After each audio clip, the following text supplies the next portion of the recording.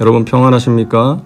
오늘도 말씀과 함께하는 여러분에게 주님의 평안이 함께하길 바랍니다.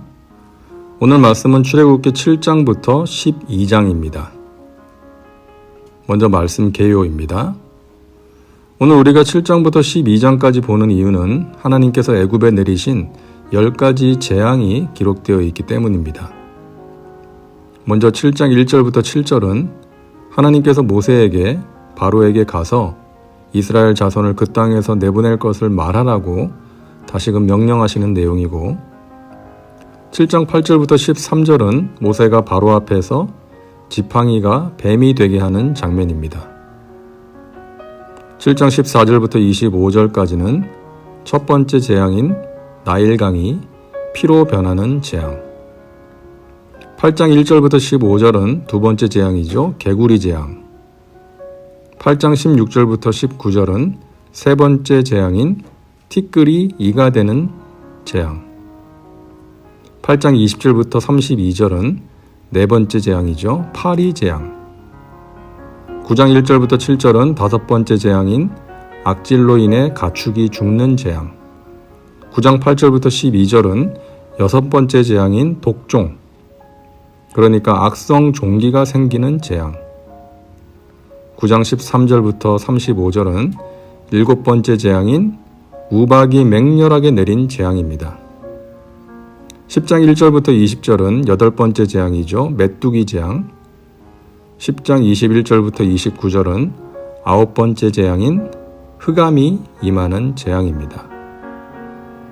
11장은 열 번째 재앙인 처음 난 것의 죽음을 경고하는 내용이고요. 12장은 이스라엘 백성들이 하나님의 명령에 따라 유월절을 지키고 경고하신 대로 애굽 땅에서 처음 난 것들이 죽는 재앙이 임하는 내용입니다. 그 재앙 후에 이스라엘 백성들은 출애굽하게 됩니다. 다음은 말씀 묵상입니다.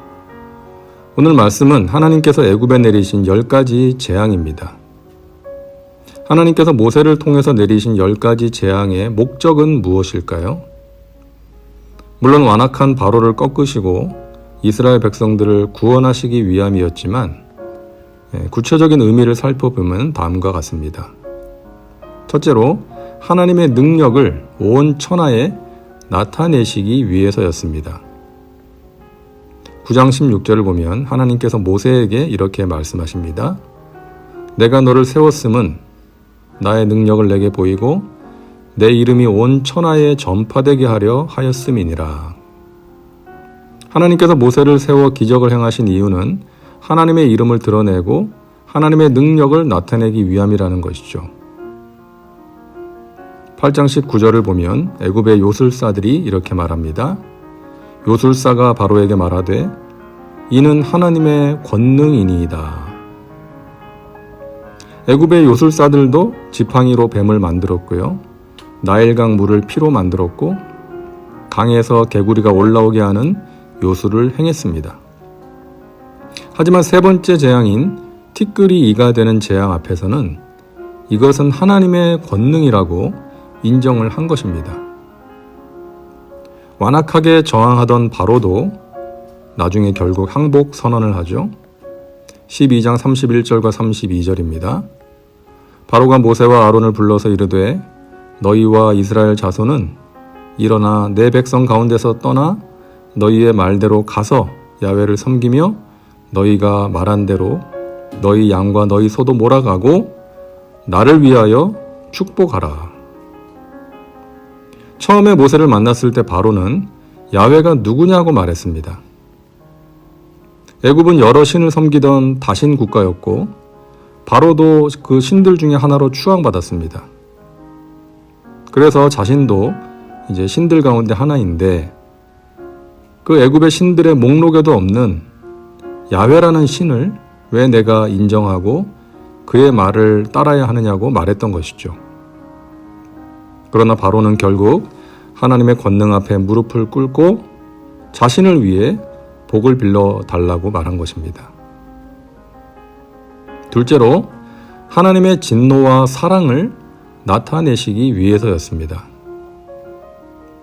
하나님의 진노와 사랑은 동전의 양면과 같은 것입니다. 하나님은 사랑하시기에 진노하십니다. 진노를 통해서 사랑을 보이십니다.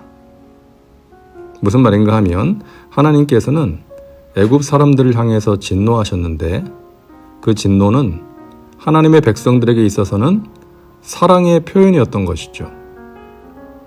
하나님을 거절하고 우상을 섬기며 하나님의 백성들에게 고통을 안겨준 애굽 사람들과 그 땅에 대한 진노와 심판은 하나님의 백성들을 보호하시고 구원하시는 그 사랑을 보여주는 것입니다.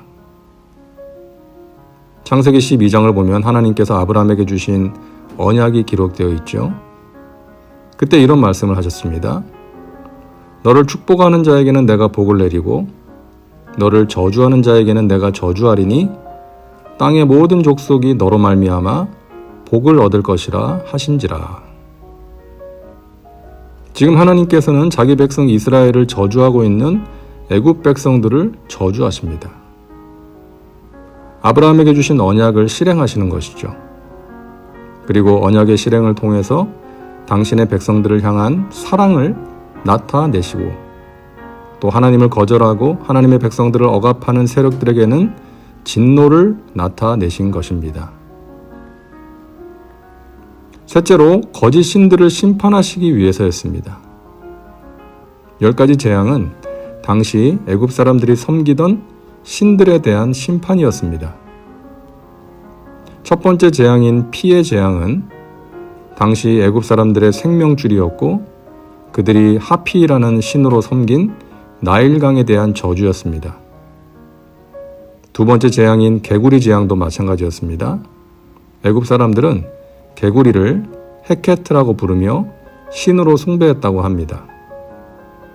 개구리 머리를 그려놓고 절을 하고 또 번식력이 강한 개구리를 출산, 다산의 신으로 숭배하면서 자식을 낳고 싶을 때 찾아갔다는 것이죠. 다른 재앙들도 마찬가지로 애굽 사람들이 섬기던 신과 관련된 재앙이었습니다. 이처럼 하나님이 내리신 10가지 재앙은 당시 사람들이 신으로 믿고 섬긴 존재들에 대한 하나님의 승리였던 것입니다. 그러하므로 야훼 하나님만이 참 신이시고 유일하신 하나님이라는 것을 보여주신 것입니다. 다음은 말씀 적용입니다. 오늘 말씀을 통해 당신에게 주시는 메시지는 무엇입니까? 거짓 신들과 우상이 가득한 이 세상에서 우리가 섬겨야 할 분은 오직 하나님 한 분이시라는 것을 기억하고 다른 그 무엇이 내 마음을 차지하지 못하도록, 다시 말해서 궁극적인 관심사가 되지 않도록 날마다 영적으로 깨어 있으시길 바랍니다. 이제 기도합니다.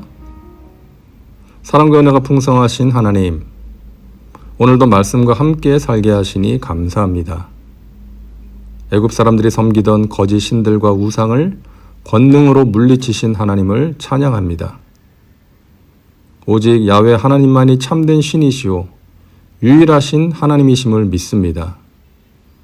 이 세상의 그 무엇에 마음을 빼앗겨서 그것을 섬기면서 살지 말게 하시고 하나님을 더욱 사랑하고 의지하며 하나님이 주시는 은혜와 신령한 복을 누리며 살게 하여 주시옵소서. 예수님의 이름으로 기도하옵나이다. 아멘. 오늘도 말씀과 함께 은혜 가운데 거하시기 바랍니다. 여러분 사랑하고 축복합니다.